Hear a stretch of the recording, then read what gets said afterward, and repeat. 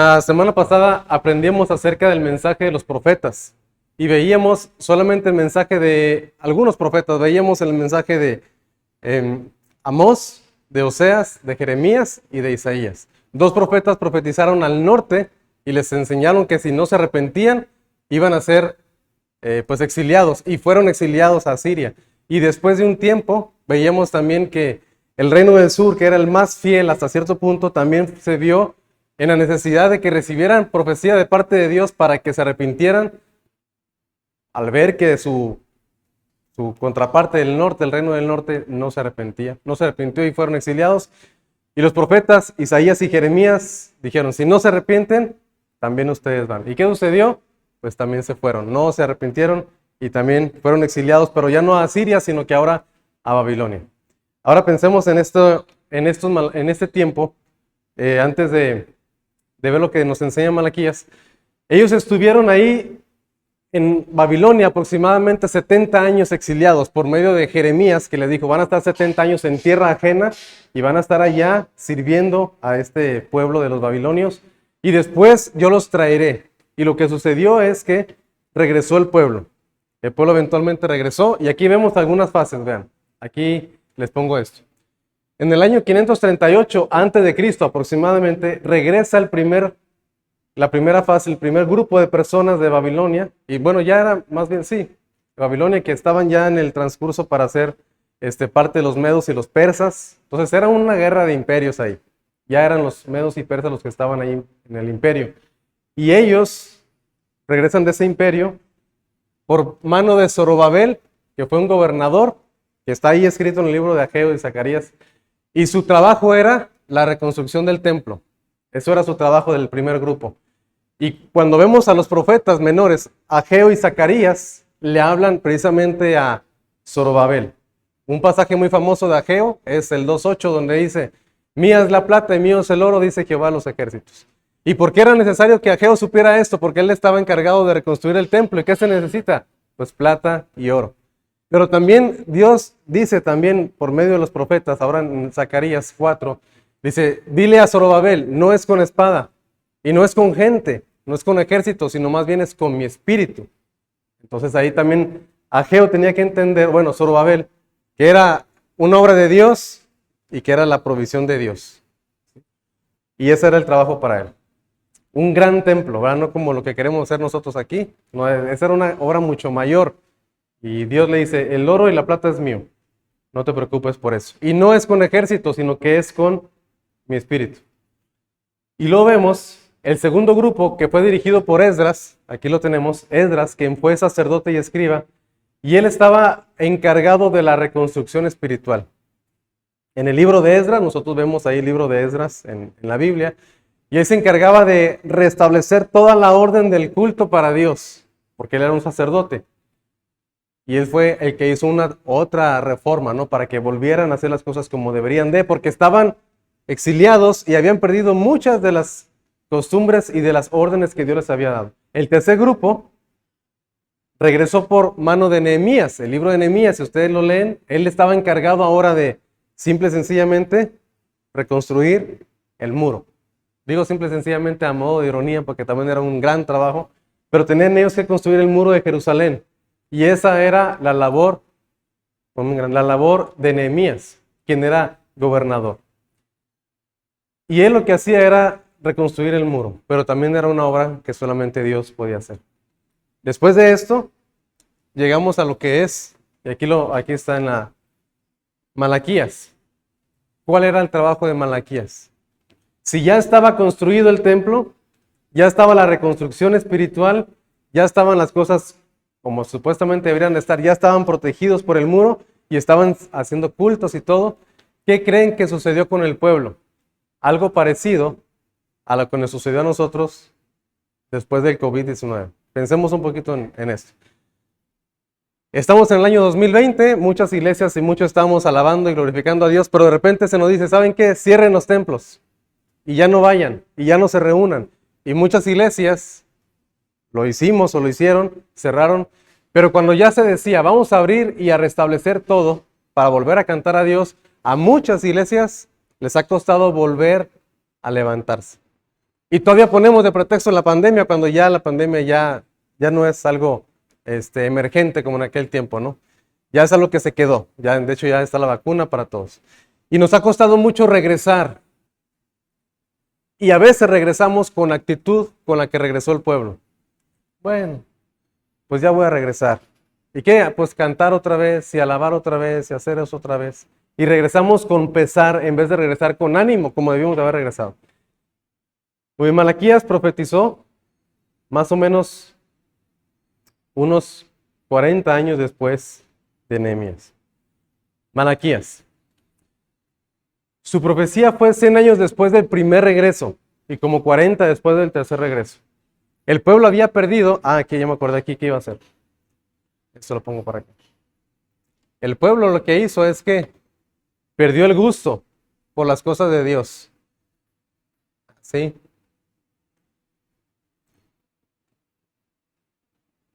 El pueblo perdió el gusto. Ya no quería volver a servir a Dios con todo su corazón como antes lo había hecho. ¿Sí? El pueblo, al volver a su tierra ya una adoración libre, ya le costaba mucho regresar a alabar a Dios. El problema era que también los líderes eran apáticos y no le tenían reverencia al Señor. Y vamos a ver Malaquías 1, versículos 1 y 2. Busquemos en nuestras Biblias Malaquías para ver la primera profecía de Malaquías. Malaquías capítulo 1. Es el último libro del Antiguo Testamento. Ya pusimos en contexto cuándo profetizó, después de que regresaron, después de que habían estado exiliados, regresan y volvieron a restablecer todo el orden del templo. Versículo 1.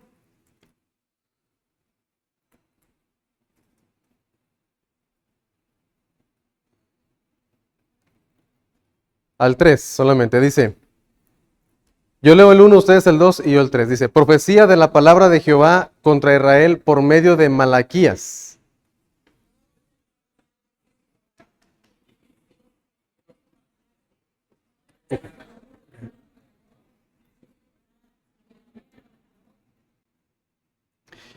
Y a Esaú aborrecí, y convertí sus montes en desolación, y abandoné su heredad para los chacales del desierto.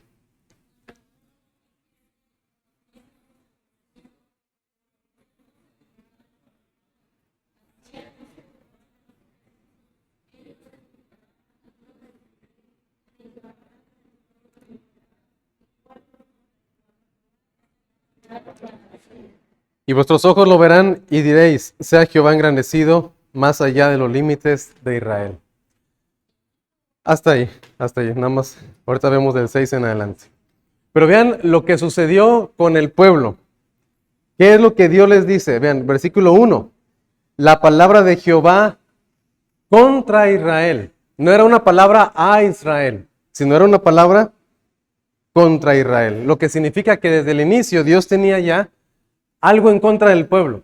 ¿Por qué razón? Porque el pueblo había caído en una rutina, caído en una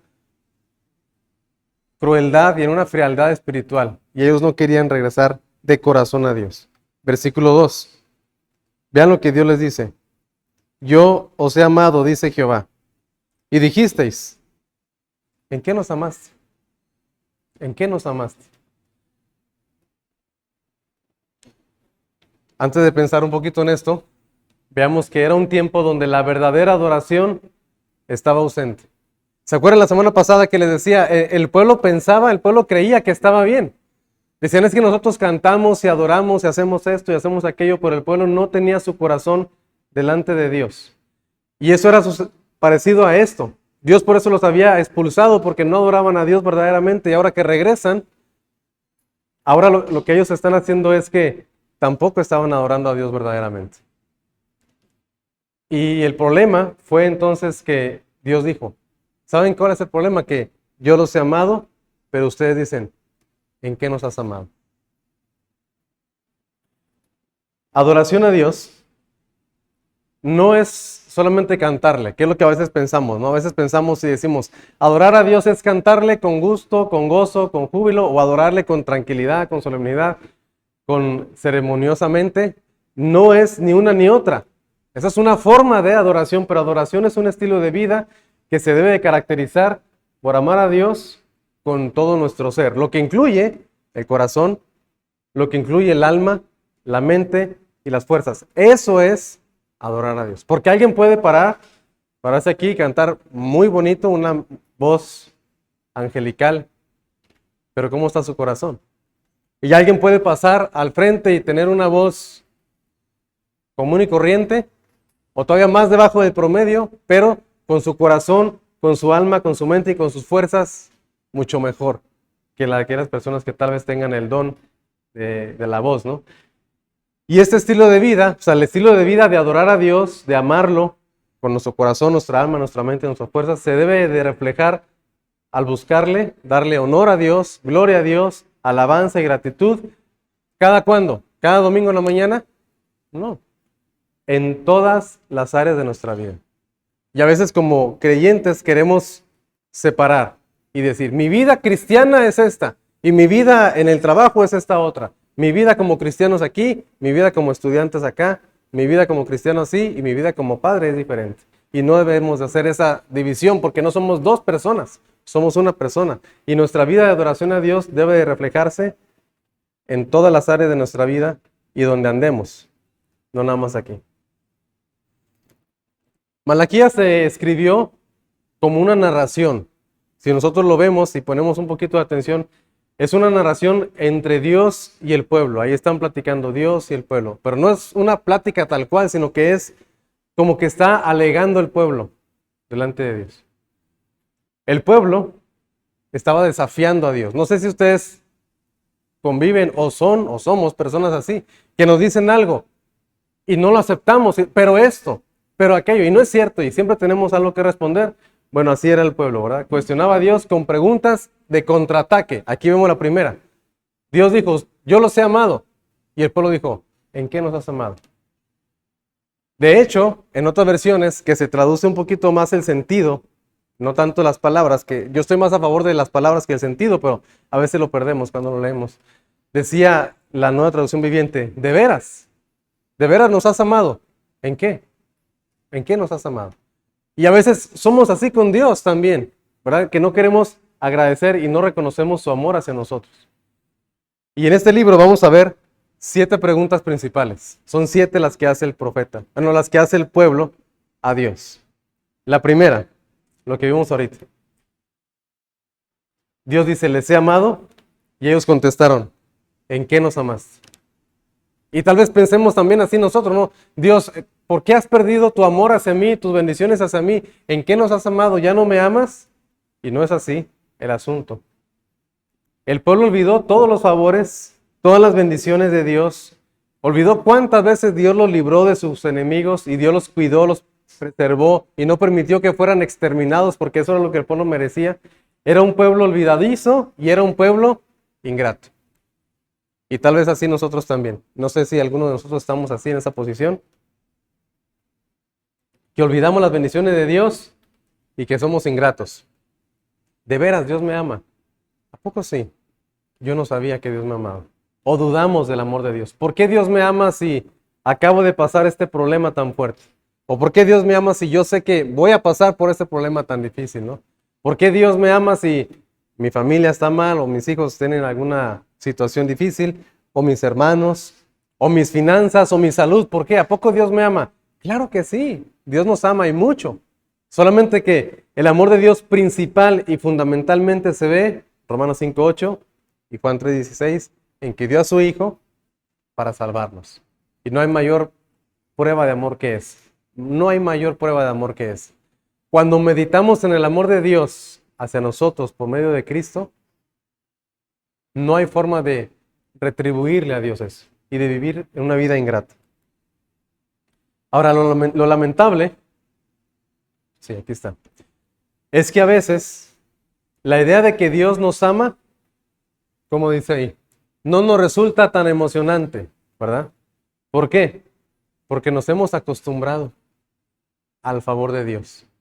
Y vivimos acostumbrados y decimos, bueno, pues sí, ya sé que Dios me ama, ya sé que Cristo murió por mí, ya sé que me perdonó ya lo sé. Yo quiero que me dé otras cosas. Somos ingratos. Eso no deberíamos de tomarlo a la ligera y dejar de sorprendernos y asombrarnos por el amor de Dios hacia nosotros. Y después de cierto tiempo en la vida cristiana, el amor de Dios no nos conmueve, pero tampoco nos mueve. Como no nos conmueven por dentro, tampoco queremos servir y seguir adelante. Nos quedamos así. ¿En qué me amaste, Señor? No, yo no creo que me ames. Y entonces no nos movemos para Dios. Vamos a ver Malaquías 1, 6 y 7. Bueno, aquí en Malaquías 1, los versículos anteriores que leímos, Dios expresa su amor hacia ese pueblo en que el pueblo,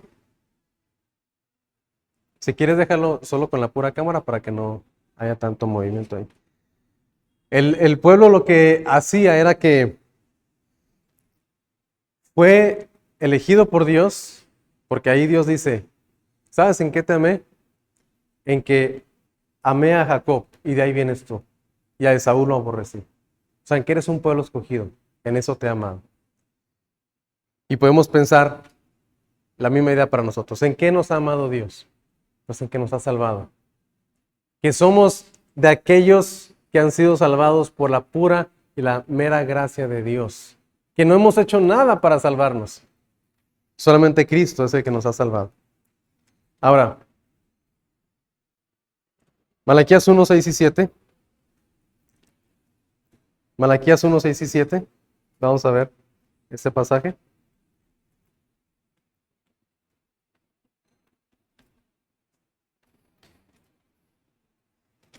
Y no vamos a ver todo el libro de Malaquías, solamente vamos a ver algunas preguntas y la siguiente semana veremos el resto. Lean el 6 y yo leo el 7. El 6 dice, el Hijo.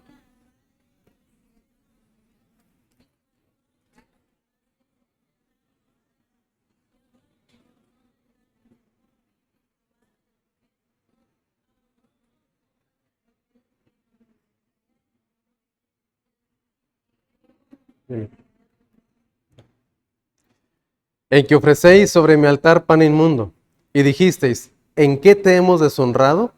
En que pensáis que la mesa de Jehová es despreciable. Y aquí la pregunta es, ¿en qué te hemos menospreciado? ¿Por qué? Porque Dios eso es lo que dice en el versículo 6, lo leyeron ustedes, ¿verdad? El Hijo honra al Padre y el siervo a su Señor. Si pues yo soy Padre, ¿dónde está mi honra? Y si soy Señor, ¿dónde está mi temor? Dice Jehová a los ejércitos. A vosotros, oh sacerdotes, por eso decía al inicio que los líderes estaban muy mal. ¿Qué hacían los líderes? Que menospreciáis mi nombre. Menospreciaban el nombre de Dios. Y ellos preguntaron, ¿en qué hemos menospreciado tu nombre? Ahora, veamos aquí. Dios se presenta como Padre y se presenta como Señor. Aquí en nuestra Biblia se traduce como Señor, pero se refiere más bien al amo, a un amo. Nada más que por cuestiones de la esclavitud tan denigrante que fue, cuando se traduce siervo, no se traduce como realmente era un esclavo de Jesucristo. Pablo decía, yo soy esclavo de Jesucristo y Él es mi amo. Y en este caso es igual. Yo soy su amo, dice Dios. Si yo soy Padre, ¿dónde está? ¿Dónde está mi honra? Si yo soy Señor, ¿dónde está mi temor? Pues a veces a Dios no lo honramos como Padre y no lo tememos como Señor o como amo. Y los sacerdotes, quienes deberían de ser los más devotos, los que deberían de estar más entregados a Dios, estaban desviándose de ese sentido. Ya no veían a Dios como Padre, un Padre que realmente merece honra, que merece nuestro respeto. No veían a Dios como un amo o como un Señor que también merece ser temido y no solamente amado. Sí, Dios merece ser amado como Padre, pero también temido como Señor. Y los sacerdotes menospreciaban el nombre de Dios. Y todavía preguntaban, ¿en qué? ¿En qué te menospreciamos? Y así somos nosotros también, ¿no? Igual siempre sin afán de ofender a nadie, porque a veces piensan que lo hacemos con un objetivo de ofender a alguien. Somos muy dejados para las cosas de Dios, ¿no? Como que, ¿qué hora es? Es a las 10, puedo llegar a 10:20. Llega así a tu trabajo a ver qué te dicen en 3, 4 veces, ¿no? Te descuentan un día. O sea, no podemos hacer eso. Y no estoy solamente diciendo que lleguemos temprano, ese no es el punto no es llegar temprano con un corazón enojado porque en la casa me enojé, porque ya se me hacía tarde y mejor llego a tiempo. No, no es esa la idea, ¿no? Porque a veces eso sucede. La idea es, si Dios es mi Padre y mi Señor, ¿qué le puedo dar a Él que lo honre como mi Padre y como mi Señor? Esa es la idea. Y los sacerdotes habían caído en estas cosas, en la rutina. Ellos estaban sirviendo, sí. En el ritualismo eran tal vez muy ceremoniosos, pero no lo hacían como deberían de hacerlo. Hacían sacrificios para Dios, hacían actividades para Dios, hacían ceremonias para Dios. Y todo eso está bien, nada de eso está mal, todo está bien. El punto es la motivación. El problema es la forma de hacerlo. Porque alguien puede hacer lo mismo, ¿no? Servir a Dios y hacerlo solamente por mera actividad y sacrificio y una ceremonia, pero no hacerlo de corazón. Todo esto se hacía sin devoción, sin corazón, sin conciencia y faltando a la dignidad de Dios. Y lo que ellos hacían era que ofrecían en la mesa de Dios, dice aquí, pan inmundo. Tenían ellos que ofrecer diferentes tipos de panes, como el panes sin levadura o los panes de la proposición también. Y lo que hacían ellos y que menospreciaban es que ofrecían sobre el altar de Dios pan inmundo. ¿Ofrecían pan? Sí. ¿Hacían sacrificios? Sí. Pero no era lo que Dios quería. Ahora, ¿estaban sirviendo a Dios? Sí lo hacían. Nadie se queja y nadie dice, es que no hay sacerdotes. No, sí había. No hay sacrificios, sí había. Pero el corazón estaba mal. Y así pasa también ahora, ¿no? Sí hay cultos, sí hay reuniones, sí hay, pero ¿cómo está nuestro corazón? ¿Y cómo está nuestra entrega a Dios como nuestra dignidad hacia Él? Voy a leer algo que encontré cuando estaba estudiando este pasaje. O sea, no es algo mío, pero como dicen, me llegó. Dice, si el sermón del pastor está lleno de chistes divertidos, anécdotas ingeniosas e historias emocionantes, pero carece de la palabra de Dios, esto es pan inmundo. O sea, sí hay cultos, sí hay prédicas, sí, pero es pan inmundo. Lanzar algunos versículos de la Biblia aquí y allá y respaldar las historias del predicador y hacer que parezca emocionante, pero realmente se trata de él y no de Dios, es pan inmundo. Si el sermón, la predicación, no se trata de Dios, su palabra, de Jesucristo, entonces es un pan inmundo. Si el predicador es frío, si el predicador no tiene preocupación o pasión en el púlpito, si su pasión está reservada para otras cosas, porque a veces nos emocionamos mucho para otras cosas, ¿no? Pero para la iglesia no. Yo lucho a veces con eso, de que hay gente que luego dice, no, en la iglesia no tenemos que hacer esto. Por ejemplo, no tenemos que aplaudir, ¿por qué vamos a aplaudir aquí si... Pero ¿qué tal vamos a una fiesta? Sí, le aplaudimos ahí, andamos ahí bien felices. Y acá no, aquí es serio. Nuestras emociones a veces no están bien conectadas, ¿no? Y a veces como predicadores también. Hermanos, vamos a abrir la Biblia y decimos algo que sin ganas de, pues Dios nos ama, hermanos. Vamos a servir a Dios. Pero cuando invitamos a otros a hacer algo, por ejemplo, un equipo de fútbol, ¿no? ¡Hey, vamos a jugar fútbol! Sí, o sea, se contagia se ve que está animado para hacer eso, pero no animado para compartir a Dios. Y a veces cuando discipulamos o compartimos también, andamos ahí como que no queremos ir a decir, pero ¿qué tal si nos invitan a, no sé, al Terracota, ¿verdad? O por ahí tengo una invitación guardada para el ¿Quinta qué era? No, el Quinta Real. No, todavía más alto, ¿no? No sé. Pero bueno, lo estoy esperando. No es cierto. Si el sermón del pastor es descuidado, sin hacer el trabajo en el estudio, cuando sí tuvo la oportunidad de hacerlo, está ofreciendo pan inmundo, como que voy a predicar. Y realmente yo he visto, y no sé, yo creo que ustedes también, personas que están el sábado en la noche o el domingo en la mañana. Yo tenía un amigo, bueno, tengo un amigo que tenía la costumbre de decirme los sábados en la noche, a las 11 de la noche, oye, pásame tu sermón de mañana. Nunca se lo pasé. Creo que una vez que tuve misericordia, le dije, ten, proponte a estudiar, hombre. Y como quiera ni lo predicó, y ya le dije, ¿para qué quieres que te pase lo que va a predicar si no? Pero hay gente que luego es así. Incluso yo, así como dicen, con estos ojos que se han de comer los gusanos. Yo he visto predicadores que pasan al frente con un sermón impreso de internet y todavía no tuvieron ni el cuidado de quitarle donde dice aquí, sermón.com, predica en tu iglesia cada semana. O sea, la publicidad de la página, eso no es, eso no es algo que se debe hacer, ¿no?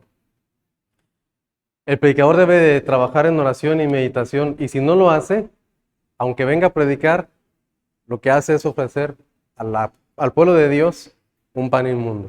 Y eso no se debe hacer, hermanos. Muy bien, vamos a continuar, porque si no, no avanzamos. Siguiente, versículos 7 y 8. Malaquías 1, 7 y 8. Dice: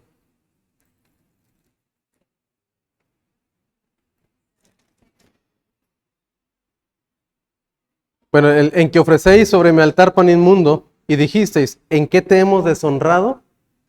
Esa es la tercera pregunta. ¿En qué te hemos deshonrado?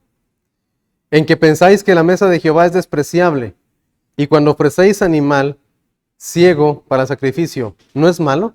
Asimismo, cuando ofrecéis el cojo o el enfermo, ¿no es malo? Preséntalo pues a tu príncipe. ¿Acaso se agradará de ti o le serás acepto? Dice Jehová en los ejércitos. Ahora pues orad por el favor de Dios para que tenga piedad de nosotros. Pero ¿cómo podéis agradarle si hacéis estas cosas? Dice Jehová de los ejércitos. Ellos ofrecían, ay Dios, me adelanté. Ellos ofrecían sacrificios impuros que ni siquiera podían darle como tributo o impuesto al gobierno. Dios dice, me han deshonrado. ¿En qué? ¿En qué te hemos deshonrado? Y ahí la respuesta es muy clara, ¿no? En el versículo 7. En que piensan que la mesa de Jehová es despreciable. Lo que le ofrecen a Dios es despreciable.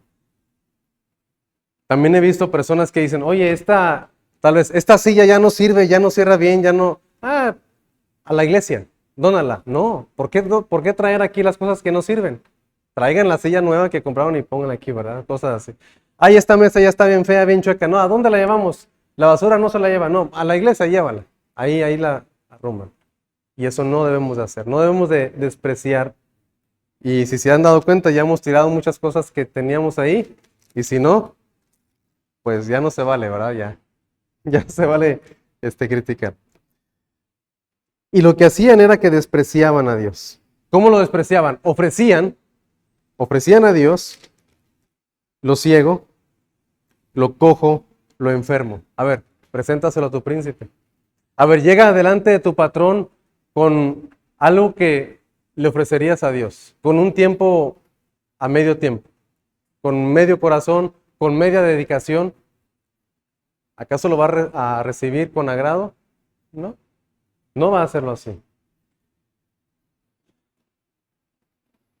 En otras versiones, versículos 9 y 10, vean cómo lo dice, porque en las palabras retóricas a veces se pierde un poquito, sobre todo el versículo 10. Primero lo leo aquí. ¿Quién también hay de vosotros que cierre las puertas o alumbre mi altar de balde? Yo no tengo complacencia en vosotros, dice Jehová de los ejércitos, ni de vuestra mano aceptaré ofrenda. ¿Cómo lo dice aquí? El versículo 10, en la nueva versión internacional, dice: ¿cómo quisiera que alguno de ustedes cerrara las puertas del templo para que no encendieran en vano fuego en mi altar? O sea, me están trayendo, mexicanamente hablando, puro mugrero a la casa de Dios. Mejor cierren las puertas. ¿Para qué? ¿Para dar eso? No. Mejor cierren las puertas, mejor no lo hagan. Y así somos a veces con Dios también, ¿verdad? Igual hablando ya de ofrendas actuales, también lo mismo, ¿no? Pues ¿qué? ¿Me sobró? ¿No me sobró? Me sobró, sí, me sobró, y dale cambio ahí al Señor, ¿no? Ahí, que se contente y que diga que di, no como otros que no dan. Pues tal vez es mejor no dar que dar lo que nos sobra, ¿no? Y a veces somos así, muy tacaños con Dios, porque estos están hablando de gente tacaña que, ¿qué le voy a dar? ¿Lo bueno o lo que no me cueste? Lo que no te cuesta, dalo. Y eso es lo que hacían. ¿Y qué es lo que Dios dice? ¿Cómo quisiera que alguno de ustedes mejor cerrara las puertas del templo? Y dice ahí, no voy a aceptar ni una sola ofrenda de sus manos. Lo que hacían los profetas, y fue lo que vimos la semana pasada en Isaías 1, lo que ellos hacían de parte de Dios era, párense, dejen de hacer sus sacrificios y piensen, ¿por qué lo hacen? Evalúense. No estamos diciendo que ya nunca den nada, ya nunca ofrenden, ya nunca sirvan a Dios, no. Deténganse, mediten en sus caminos, piensen si lo están haciendo bien, arreglen sus cuentas y ahora sí, a ofrecer sacrificios como Dios manda y a ofrecer nuestras vidas como Dios manda y a servir a Dios como Dios manda. Pero a veces somos muy mediocres en ese sentido. De decir, pues sí, que se contenten, ¿verdad? Y no es así, hermanos. Ahí es donde deshonramos a Dios. Ese es el verdadero mensaje de los profetas. La semana pasada les decía a los que no estuvieron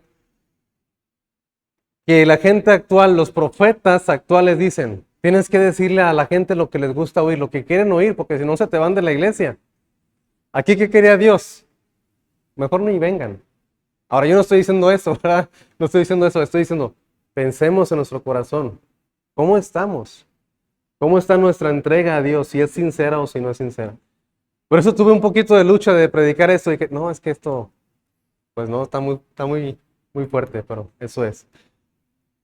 Ofrecían a Dios, bueno, ya lo leímos eso. La segunda dice, los sacerdotes no estaban agradecidos con el ministerio que se les había encomendado.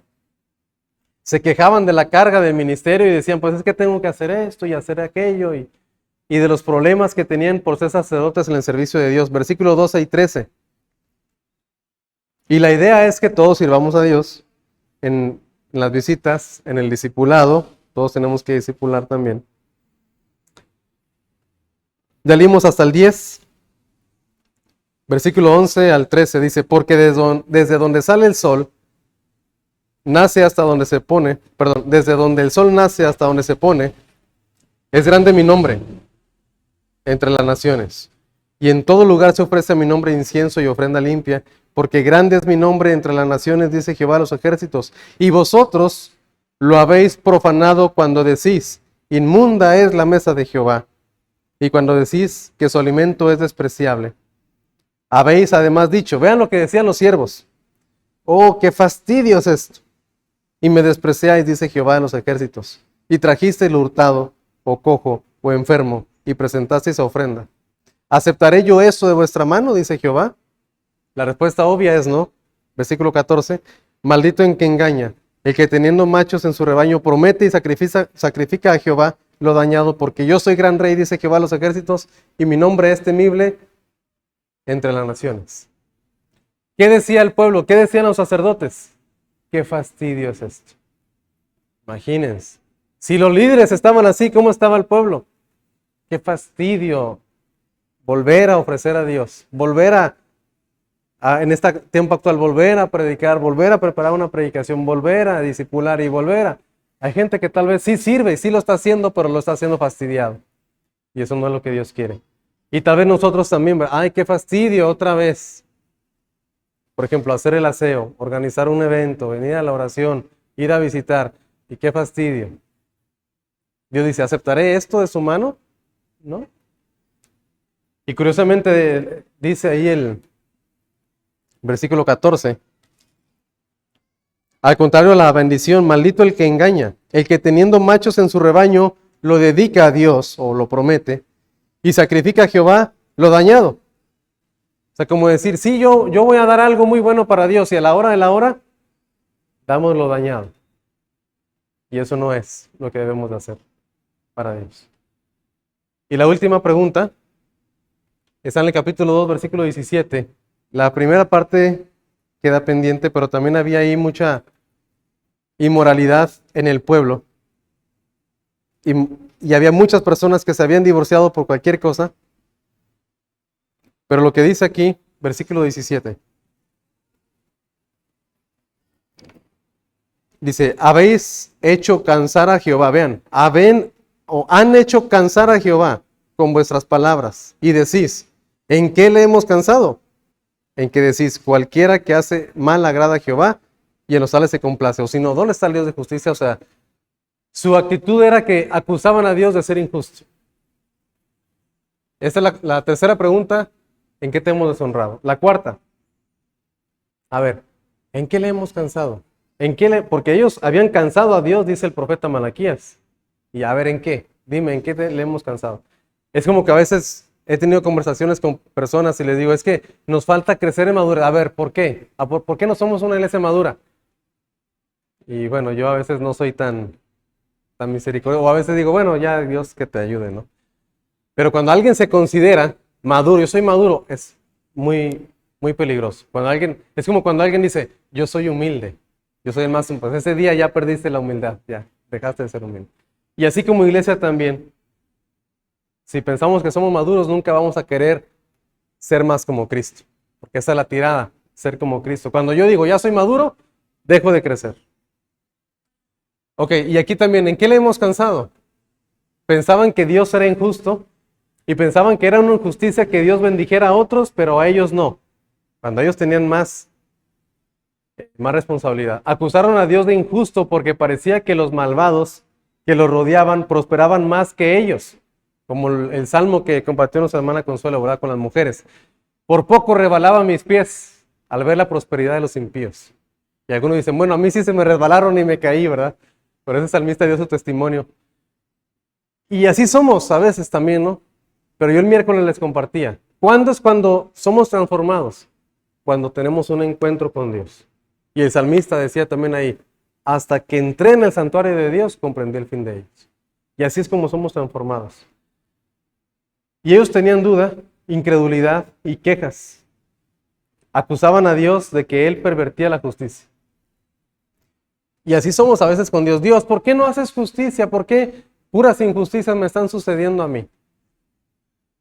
Y algunos han dicho, bueno, si quieres que Dios te trate con justicia, prepárate porque es el último segundo de tu vida. Justicia, hablando con pura justicia, sin misericordia, sin amor, sin gracia. La justicia, morimos, porque somos pecadores.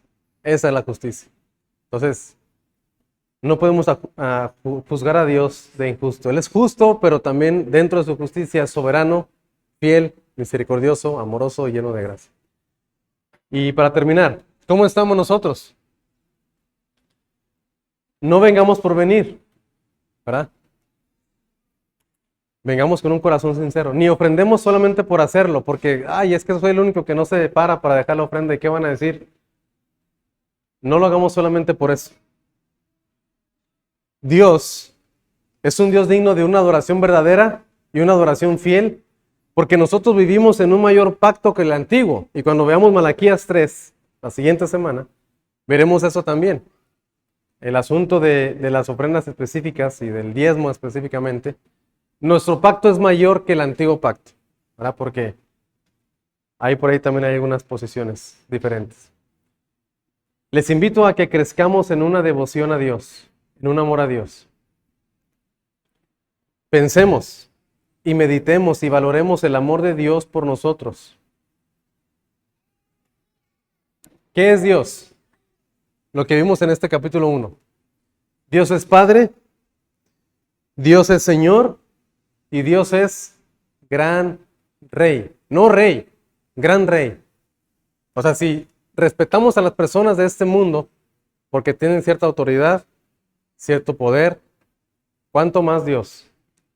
Si aguantamos, y aquí no lo voy a hacer constantemente, si aguantamos 1 hora y media, 2 horas y media en el cine viendo una película o en la casa, ¿por qué decimos, ya 40 minutos este hermano ya se tardó mucho ya? Bueno, pero al rato van a ir a echarse la maratón, ahí la serie, ¿verdad? Desde las 2 de la tarde hasta las 10 de la noche viendo la 5ª temporada de no sé quién. Y así somos. O sea, es que así somos, lamentablemente. Y yo no lo tomo personal, es que le aburre mi predicación. No, no lo tomo personal, no me molesta. Porque yo sé que no es hacia mí. Es un corazón que está ahí. Porque yo veo desde aquí al frente quiénes sí están atentos y quiénes tienen hambre y quiénes no, quiénes se les hace cansado. Y yo sé que a veces tuvimos un día cansado ayer, pero hay gente que cada semana siempre tienen un día cansado. Pero bueno, ese es otro tema, dijo la nana Goya. Seamos un motivo de gozo y de alegría para Dios y no de cansancio. Porque aquí dice que el pueblo cansó a Dios. Dios, ya me cansaron ustedes. ¿En qué te hemos cansado? Es como los niños, ¿no? Que el papá dice, mira, ¿sabes qué? Ya estoy cansado. ¿Por qué? ¿Por qué? Siempre te digo lo mismo. A ver, ¿cuántas veces me lo has dicho? 1000 veces, ¿no es cierto? Bueno, la idea es que así somos con Dios también. Lo cansamos. Y Jesús también dijo, oh, generación incrédula, ¿hasta cuándo he de estar con ustedes? ¿Hasta cuándo los he de soportar? Y Dios también en el pueblo de Israel. Moisés, hasta un lado porque voy a destruir al pueblo. Ya llegaron al colmo. Pero Moisés fue más sabio y más manso que todos, que todo el pueblo de Israel, ¿verdad? Y oró. Y algunos dicen que era una prueba para Moisés. O sea, que Dios estaba poniendo a prueba a Moisés. Pero eso es otro tema también. Y terminamos con esto. Es tiempo de ponernos a cuenta con el Señor. Dios es grande en misericordia. No es como para decir, bueno, la verdad es que si yo he estado ofreciendo pan inmundo y me he cansado y me fastidio y digo, ¿para qué voy otra vez? Si hace mucho calor y ¿por qué no le ponen clima? Si ahí está, ¿verdad? Ahí está el clima ahí. No, ya, mejor ya no voy, pues ya como que era Malaquías 1 y el pastor dijo, y pues ya mejor ya no voy. No es el asunto es ponernos a cuenta y cambiar nuestros corazones por la obra de Dios. Y vamos a terminar con una oración. Pónganse de pie, por favor, para orar. Vamos a orar. Señor, pedimos, Padre, de tu ayuda y de tu misericordia, Padre Santo. Porque sin duda alguna que todos nosotros en alguna circunstancia, en algún momento de nuestra vida hemos fallado. Tal vez nos hemos fastidiado, Señor. Tal vez nuestra vida no es digna de ti, Señor. Nuestras ofrendas, nuestro tiempo, nuestra entrega es mediocre. Pedimos perdón, Señor, por medio de Cristo y pedimos que el sacrificio de Él, que es el sacrificio perfecto y completo, cubra esas fallas. Y Señor, ayúdanos también a responder a tu gran amor, porque sabemos que tú nos has amado, Señor. A recordar que nos has amado, recordar que tú eres un gran rey, que tú mereces todo, Señor, y que tú eres justo. No permitas que lo olvidemos, Padre, y que respondamos con un corazón sincero y agradecido y lleno de alabanza para ti, Señor, porque tú eres nuestro Señor y nuestro Padre. En tu mano nos ponemos, Señor, por Cristo Jesús, nuestro mediador y el perfecto que está intercediendo por nosotros. Oramos en el nombre de Él. Amén. Dios les bendiga. Gracias.